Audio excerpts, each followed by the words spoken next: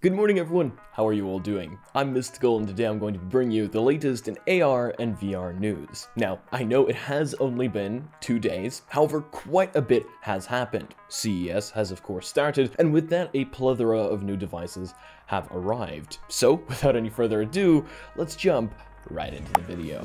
The first piece of news that we have is actually on a standalone Sony headset, as Sony is slowly jumping into the standalone market. Now, this may not be in the way that a lot of people have hoped. Let me explain why. Sony has announced an XR2 Plus Gen 2 headset for enterprise, spatial content creation. Sony is currently known as creating headsets for gamers, so this came as quite a surprise for a lot of people. And it's not the kind of content creation that we're doing here right now. It seems to be for 3D modeling and for enterprise-grade professionals. Now, what it does look slim and light and may or may not be a competitor to the Apple Vision Pro, with tons of these companies now starting to release devices like this, it does actually come with controllers. Sony says it plans to collaborate with developers on a variety of 3D production software, including in the entertainment and industrial design fields, and will include support for PC-based rendering for users to work with larger 3D models.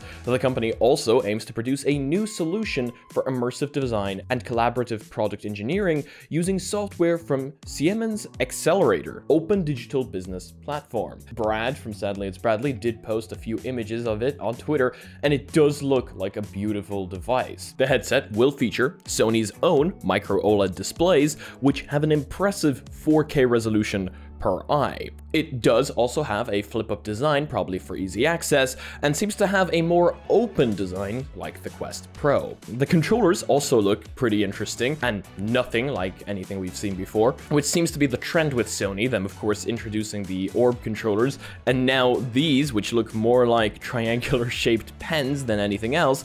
But hey, at least there are controllers, right? That does always add that layer of precision, which you would want in a device like this that is aimed at content creation. Moving on, we've got the Apple Vision Pro, which is of course coming up very, very soon, with pre-orders opening up this Friday, for those of you that are excited for that. A lot of you in the comments did tell me last time that you think it's going to flop with that $3,500 price tag. I can see a lot of professionals buying it. If this thing can run most iPhone and iPad apps right out of the gate, a lot of people are really going to want to use this for professional use cases. Now, what is very interesting is Apple is telling developers not to call their apps XR, AR, or VR apps. They're telling developers to call them spatial computing apps, which is something that's caused quite a stir on Twitter, as Apple is known for telling people to call things a certain way. To quote from Upload VR, Apple is imposing strict requirements on how developers describe their Vision Pro apps. In a new summary for developers of how to submit their app to the App Store for Vision Pro, Apple makes it clear that acronyms like AR, VR, MR, and XR are not to be used. Instead, apps should be called and referred to as spatial. And here's a quote: "Spatial computing, refer to your app as a spatial computing app. Don't describe your app experience as an augmented reality, virtual reality, extended reality, or mixed reality." Just something interesting for you out there. And going back to those games and titles that are already confirmed for the Apple Vision Pro, Demio is actually one of those. Demio is one of our all-time family favorites to play in virtual reality, and that is one of those titles that is confirmed, which did recently get hand tracking, so I guess that makes sense. The Game Room, which was previously spotted during the Apple Vision Pro reveal, it's recently been listed as a launch game. While the main image suggests classic board games like chess and cards, little else is currently known. I always thought that board games, classic board games and mixed reality, make a lot of sense. I mean, you know, being able to scan surfaces and place them on a table in front of you without them actually being there could be really, really cool. Just Hoops, Rec Room,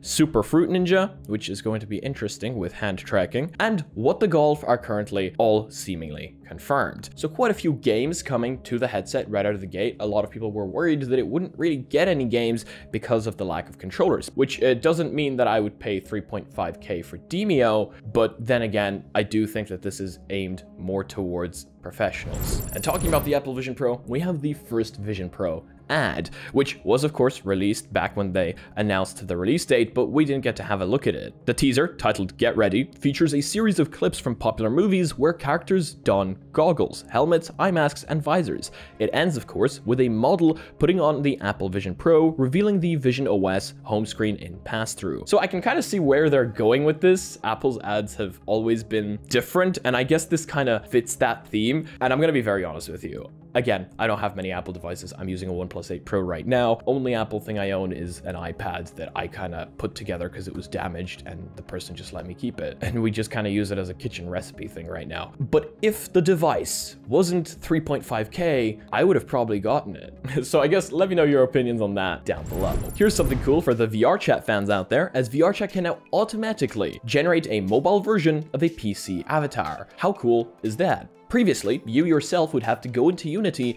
and convert your avatar to be a mobile-based avatar. Mobile being an avatar with less polygons for something like the Quest. Now, it seems VRChat can automatically do that. The feature, called Imposters, of course it is, arrived with version 2023 4.2 at the end of December, and its rollout is starting to bridge the divide between PC and mobile users. Most PC worlds and avatars are too detailed to run well on mobile chipsets, so VRChat takes a semi-fragmented approach. All worlds and avatars must have a mobile-optimized version if the creator wants standalone headsets to be able to join that world, or use that avatar. If they haven't uploaded a mobile-optimized version, well, you won't be able to use the avatar or join the world on a mobile device. VRChat's new Imposters feature is a solution for this. With just a few clicks, users can automatically generate a mobile-optimized version of their avatar that closely resembles it, though with lower visual fidelity, which was the case usually anyway. The result doesn't look as good as a custom-made mobile version of the avatar,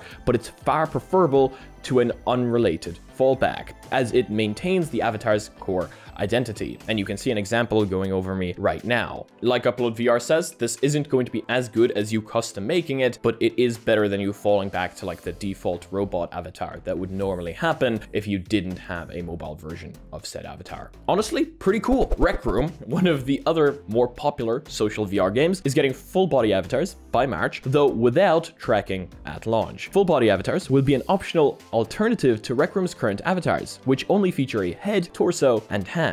So kind of like Meta's Beans, except these are more detailed, I would say. At launch, full body avatars will only be available for level 50 players, and Rec Room says it will lower this requirement over time as they test the implementation and sort out any bugs before a wider release. Honestly, just kind of looks like they're releasing a beta and they want people to test it, which is fair enough. It seems they're releasing this to level 50 players first so that they can test them out, and then after that they are going to release it to other people, which doesn't mean it's an exclusive thing. It's just for the purpose of testing, they're bringing the level higher, which is fair enough. Honestly, pretty cool that these social apps are finally getting full body avatars. I mean, how long has Meta not having legs been a meme for? HTC Vive's XR Elite now has a full face tracker add-on with eye tracking, and that's now out. And honestly, it's priced at $200, which isn't too bad if you ask me.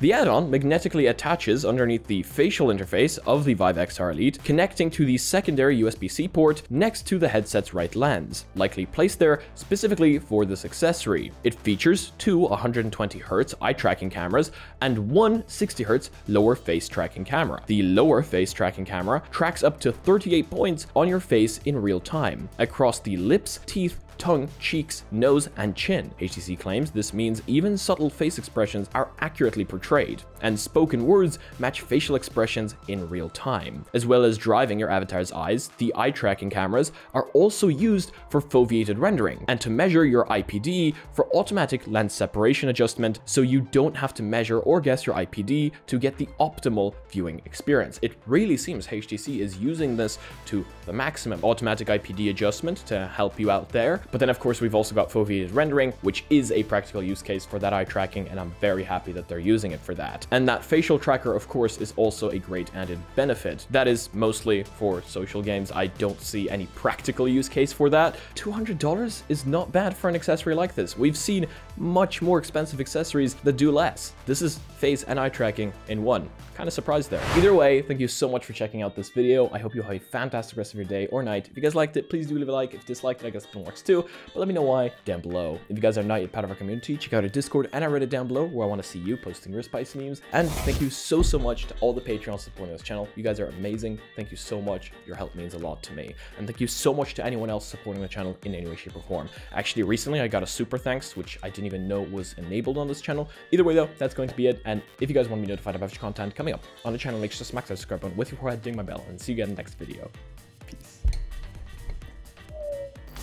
So, it's currently -2, but I found this huge gap between my headlight and my panel, and I was like, let's take the car apart. And let me tell you, that was a great idea, because I found the problem.